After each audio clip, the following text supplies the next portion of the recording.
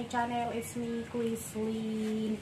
So, today's video, magliligo challenge tayo with life hack hair treatment at home. So, ayan, napanood ko lang din siya sa aking YouTube. So, gagamit tayo ng cream silk at lalagyan natin siya ng suka. Then, ibababad natin siya sa buhok natin. So, eto, mapakita ko nga pala sa inyo yung kojic na nabibili namin. Nabibili namin sa mga reseller. Ayan, sa mga seller. Ayan, puro scratch na kojic to. So, wala tong mga brand name. Scratch kojic lang siya. Napakamura lang niya. Siguro yung ang 1 kilo nito or half kilo is 50 pesos. So, ganito 50 pesos lang to, G. Yun nga lang, kinabukas ang mga tika. Charot. So, ito, gagamitin din natin itong scratch na nabibili sa mga bangketa. Yan. So, titignan natin kung karapat-dapat pa siya sa aking skin. Char. So, ganito lang ang paghalo ng mixture ng cream silk. Ito, Jay, lapit mo.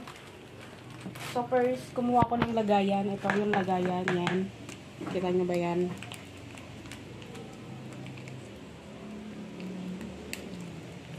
So, ilalagay natin dyan ang cream silk.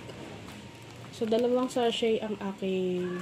Ba't parang ang kunti ng laman-laman yun? Ano ba yan? Lo! Ano nga naman nun? Grabe naman yung laman nito. Bakit ang kunti?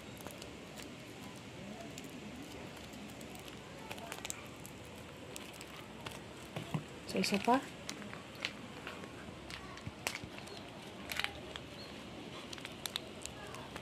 Halo-halo sa chowki.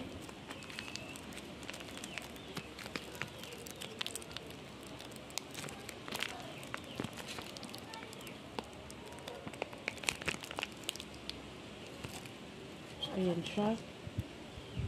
So, pakita mo na ako, Je. Yan. So, eto na. Nilagay ko na yung cream silk dito sa lagayan. So, lalagyan natin siya ng isang cup. Yan, isang cup ng vinegar, white vinegar. So, napakadali lang itong hair treatment na to na pwedeng gawin sa bahay. So, ayan, ganyan lang siya kadami. Then, ilalagay natin siyang ganyan. Yan. Saluin natin siya. Ito na lang pangahalo ko. Saluin natin.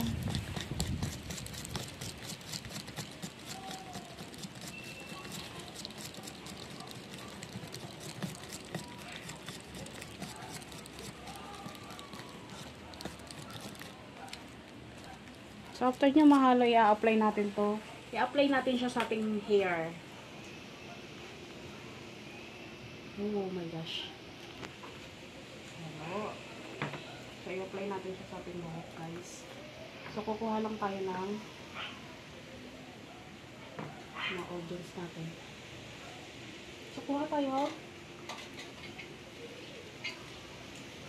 So, lahat na sinusubukan na natin sa buhok natin.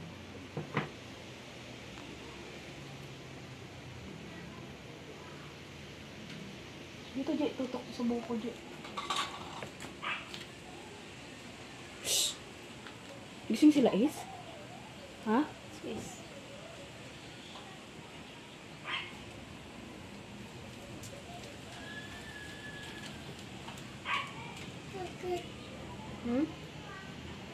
Wala, Mama. Bumili ng sinapay.